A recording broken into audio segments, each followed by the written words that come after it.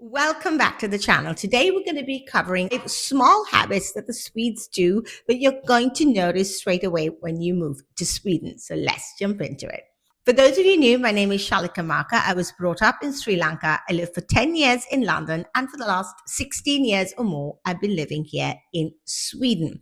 The first one, sleeping outdoors. Yes, it is a thing here in Sweden that babies are put to sleep in their buggies outdoors. You will see them sleeping outside cafes. You will see them sleeping outside nursery schools, outside homes, in parks.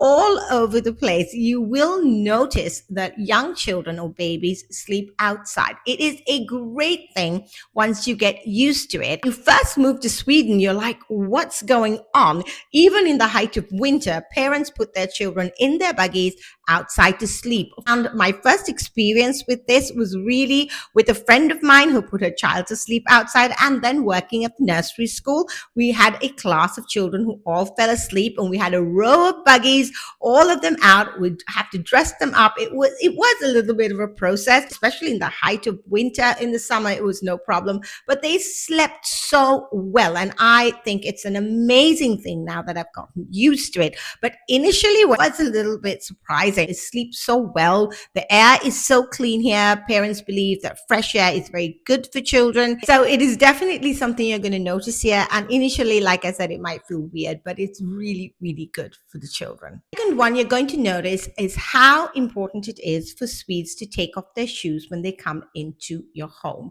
Now, they do this in their own home. They do this with people they go to visit.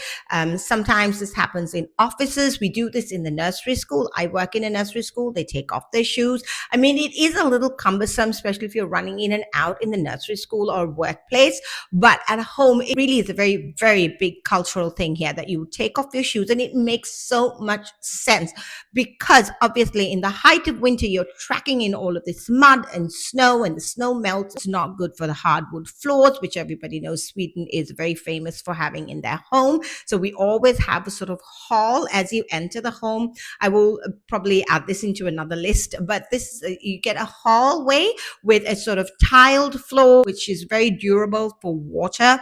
It's all very, very common in homes just because you don't want to be tracking in all of this stuff into your home. It keeps your home clean, kind of respect when you're visiting people, but it's a very common practice here. Now in Sri Lanka, we never do this. There is a sort of thin layer of dust. Your feet get really dirty. You could do it in Sri Lanka. I think it's a habit that every country should really adopt. You can have indoor shoes or indoor slippers like we do have here in Sweden. A lot of us just walk around bare feet or with socks. We're very, very lucky here. We don't get really dirty floors, and especially because we're not tracking in all of this dirt by keeping our shoes at the front door. So that is really something you're going to find in Sweden in a lot of places. Keeping with your shoes, you're going to find a shoehorn in almost every single Swedish home. And it is not a short shoehorn. You're talking about a long shoehorn that you can get at IKEA. You can get them all over the place. I highly recommend it. If you don't have one, go to IKEA and get yourself a long shoehorn. It is just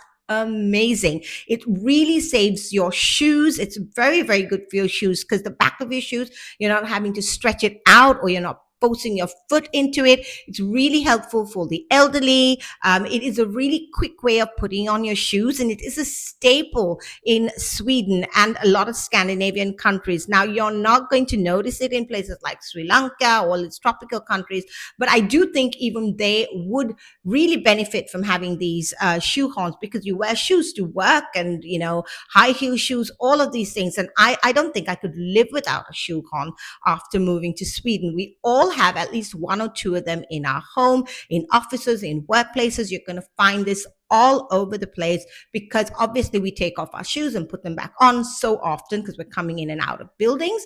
And the shoehorn is really a staple here, and something most foreigners coming here, if you haven't gotten used to it, will find it a little bit odd. The fourth one I want to talk about, and I find this a little strange. So, if any Swedes watching can explain why it is that you have a Swedish flag on the table when it's your birthday.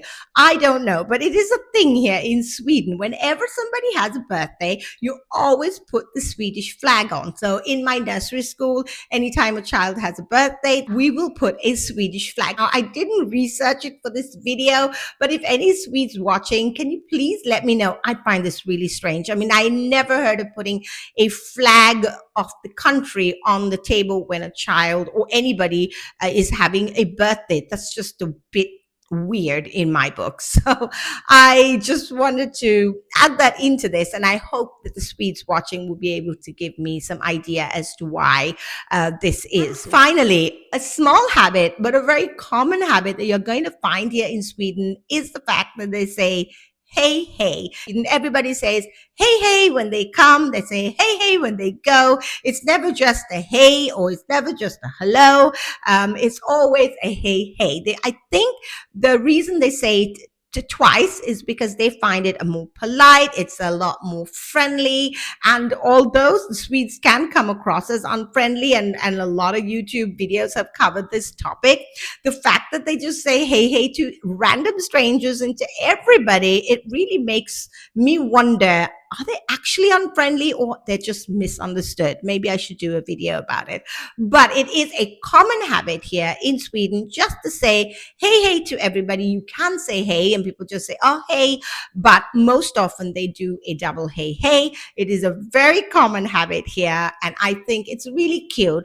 I love it because it's a way to just greet your neighbors or somebody walking. You would just walk past, and even if you don't know them, it's very common here to say hey, hey to somebody just to be nice and friendly. So there you go. Those were my 5 really small habits that we do here in Sweden that you might not know about. You might think they're strange when you come here, or you might think they're amazing when you come here. I mean, I know when I first heard about small babies sleeping outdoor, it was just mind-boggling. I mean, I can't imagine anybody putting their kids outside in the States or anywhere outside a restaurant, going in and eating your food while your child slept outside. I mean, that's the reason why Sweden, I think, is still one of the safest countries in the world, even though our crime rate has gone up. I do think it is a lot safer than most countries. You feel a lot more comfortable leaving your kids outside. But these small habits that the Swedes do are totally engraved into their culture. It is something, as a foreigner, when you come, you're going to notice, and I thought it would be interesting to lay it out here in a video, especially if you're thinking about moving to Sweden. Please leave some comments down in the description box below, discuss, give me some more ideas, any other Swedish habits that you think I missed out in this video. I'm all ears. Just keep it respectful, and I'll see you in the next one.